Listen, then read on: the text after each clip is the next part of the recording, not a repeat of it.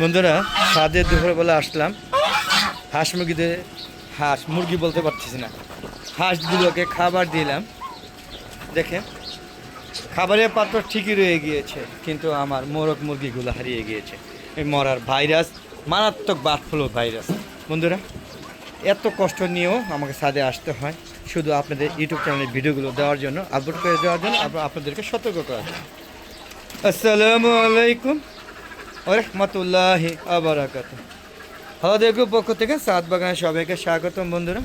বন্ধুরা দেখতে পাচ্ছেন ওরা ভাগ হয়ে চীনা হাঁসের যে যাত্রা, সেই যাত্রা এই থালায় চলে আসছে খাবারের জন্য। হ্যাঁ, আপনারা দেখতে পাচ্ছেন খাচ্ছে, দেখুন ওরা খাবার খাচ্ছে। হ্যাঁ, লেজ নাড়িয়ে ওদের এটা আচরণগত বৈশিষ্ট্য দেখতে পাচ্ছেন। পাশাপাশি এই শেডটা বা এই খাবারের পাত্রদের শুধু রাজহাঁস আমার যে 5টা আছে সেগুলো খাচ্ছে। আর এখানে রাজহাঁসের বাচ্চা আনছিলাম বড় সাইজে, বিগ সাইজের আনছিলাম 4টা, সেগুলো মারা গিয়েছে এই বার্ড ফ্লু ভাইরাসের কারণে। আর আমি রাজহাঁসের বাচ্চা কিনে নিয়ে আসছিলাম 10 দিনের যে বাচ্চাগুলো, সেগুলো আনিছিলাম প্রায় 25টা 28টা, সেগুলো সব মারা গেছে। মানে অনেক টাকার বাচ্চা কিনেছিলাম, সেগুলো একটা বাঁচাতে পারিনি, সবই বার্ড ফ্লু ভাইরাসে সব শেষ, একদম শেষ। এই যে দুপুরবেলা আজকে খাবার দিতে আসছি, দেখেন এই মোরগ 3টা আছে। হ্যাঁ, মোরগ আপনি মনে করেন আমার ক্ষতিগ্রস্ত শৌখিন মোরগ মুরগি যা আছে, যতগুলো শৌখিনের জাত আসলো, প্রায় 20 প্রজাতির শৌখিনের জাত আসলো, সব মোরগ মুরগি শুদ্ধ মারা গিয়েছে। আর দেশি এবং এটা শঙ্কর জাতের যে মোরগটা, এই মোরগটা কিন্তু পরপর 4টা বার্ড ফ্লু ভাইরাসের সাথে যুদ্ধ করে সে এখনও বেঁচে আছে।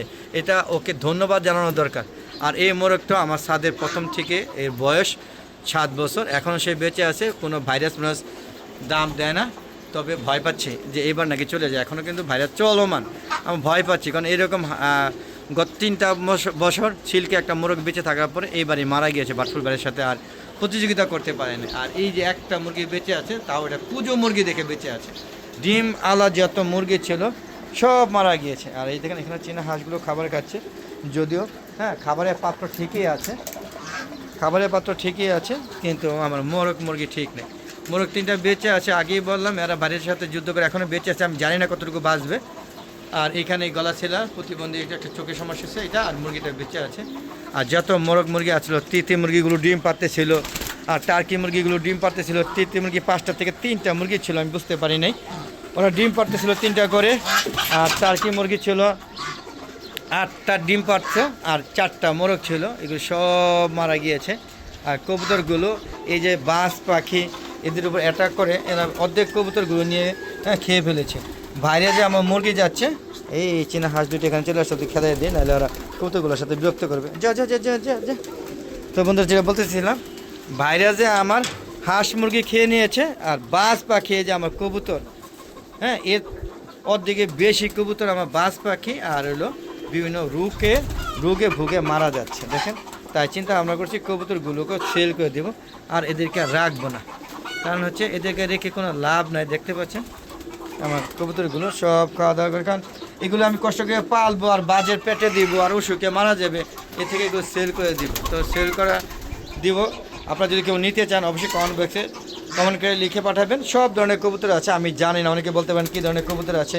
এই যে কষা কবুতর, তারপরে হুমা কবুতর, তারপরে লক্ষা, তারপরে কাজ করা বয়রা, এরপরে হলো সিরাজি, তারপরে হলো আরও অনেক ধরনের কবুতর যেগুলো আমি নাম জানি না। আবার কে বলে কে সবুজ গোল্লা, বিভিন্ন ধরনের, এবারে গিরিবাস, তারপর হচ্ছে গোল্লা ইত্যাদি ইত্যাদি। দেখেন কত সুন্দর হুমা, দেখেন এগুলো আছে। যদি কেউ নিতে আগ্রহী থাকেন তাহলে অবশ্যই আমার সাথে যোগাযোগ করবেন কমেন্টসে। আর বন্ধুরা যে যেখান থেকে আমার ভিডিওগুলো দেখে থাকেন তাদেরকে অসংখ্য ধন্যবাদ ও কৃতজ্ঞতা জানাচ্ছি। আর একটু ভালো লাগবে যদি আপনারা সম্পূর্ণ ভিডিও দেখে শেয়ার করে সবাইকে দেখার সুযোগ করে দিন, তাহলে ভালো লাগবে। আর বন্ধুরা যদি সুন্দর সুন্দর পরামর্শ দেওয়ার মতো মনে করেন তাহলে আমাকে দিবেন। এই যে বার্ড ফ্লু বাইরে যে এই শেডে 3টা মুরগি, 2টা দেশি মুরগি এবং একটা দেশি মোরগ, এরা এখনও বেঁচে আছে বলতে মানে হচ্ছে যে জানি না আবারও ধরতে পারে, কারণ বার্ড ফ্লু ভাইরাসটা এখনও শেষ হয়নি, আর সব মারা গিয়েছে। এরপর ডাক্তার সাথে পরামর্শ করছি, ডাক্তার বলছে 6 মাস মোরগ মুরগি পালতে না করেছে। আপনারা কি আমার সাথে ডাক্তার সাথে একমত কিনা, বা কী করলে আবার পুনরায় আমি মোরগ মুরগিগুলো পালতে পারবো এবং ভালোভাবে সুস্থ রাখতে পারবো। আর বার্ড ফ্লু ভাইরাস ভ্যাকসিন ছাড়া অন্য কোনো উপায় থাকলে সেটা আমাকে জানাবেন, আমার জানা নেই বন্ধুরা। তবে আমি পরপর 6টা বছর বার্ড ফ্লু ভাইরাসের সাথে যুদ্ধ করে আর পারছি না। প্রত্যেক বছর কখনো না কখনো কেউ মার্চ মাসে, কখনো এপ্রিল মাসে, আর এইবার আমার জানুয়ারি মাসে ধ্বংস করে দিয়েছে। জানুয়ারি মাসে না, এই ফেব্রুয়ারি মাসে, ভুল বলেছি, জানুয়ারি মাসের শেষ পর্যায় থেকে শুরু হয়েছে আস্তে আস্তে, তারপরে ফেব্রুয়ারি মাসে এসে একটা ধাক্কা দিল, এক ধাক্কায় পুরা খালি হয়ে গেল। তাই বন্ধুরা, এই অল্প সংখ্যক এই মানে হাঁস মুরগি বা মুরগি নিয়ে হাঁস নিয়ে, মুরগি বলতে পারবো না, তাও বলতে পারি একটা মুরগি যেহেতু আছে, হাঁস মুরগি নিয়ে আমি এই ইউটিউব চ্যানেলটা আপাতত চালিয়ে যাব। পরবর্তীতে যখন আরও মোরগ মুরগি যদি বাড়াই, আর আপনাদের পরামর্শ অনুযায়ী বাড়াবো, সেটা যদি আপনারা ভালো পরামর্শ দেন, ততক্ষণ পর্যন্ত আমার সাথে থাকবেন। আমাকে ওই ভাইরাসের মতো সাইডে চলে যেয়ে না। ভাইরাস যখন আমার হাঁস মুরগিগুলোকে নিয়ে গিয়েছে, ওদেরকে আমার চোখের কাছ থেকে, মানে আমার কাছ থেকে কেড়ে নিয়েছে, আপনারা আমার কাছ থেকে ইউটিউব চ্যানেলটাকে ছেড়ে যাবেন না, সাথে থাকবেন, ভিডিও দেখবেন, ভালো লাগুক আর না লাগুক ভিডিও দেখবেন, সুন্দর সুন্দর মতামত করবেন এবং শেয়ার করে সবাইকে দেখার সুযোগ করবেন। আর চ্যানেলটাকে অবশ্যই সাবস্ক্রাইব করবেন।